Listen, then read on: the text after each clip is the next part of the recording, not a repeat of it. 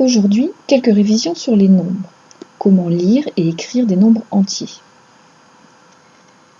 Tout d'abord, qu'est-ce qu'un nombre?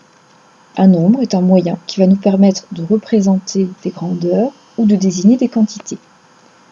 Un nombre entier sera tout simplement un nombre sans virgule. Les chiffres, quant à eux, sont des symboles qui vont nous permettre d'écrire les nombres, de la même façon que les lettres nous permettent d'écrire des mots. Dans notre système de numération, nous avons 10 chiffres. C'est d'ailleurs pour cela que l'on parle de numération décimale. Et ces 10 chiffres, vous les connaissez bien. Il s'agit du 0, du 1, du 2, du 3, du 4, du 5, du 6, du 7, du 8 et du 9. Prenons le nombre suivant. Difficile de le lire au premier coup d'œil.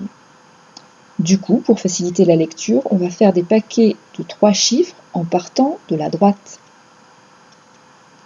On obtient déjà quelque chose de nettement plus lisible.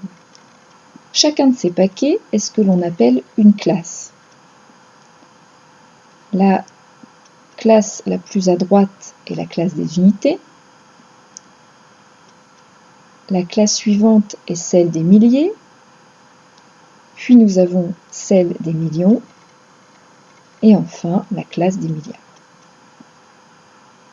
On peut regrouper toutes ces informations dans le tableau suivant. Et l'on retrouve la classe des unités, la classe des milliers, celle des millions et celle des milliards.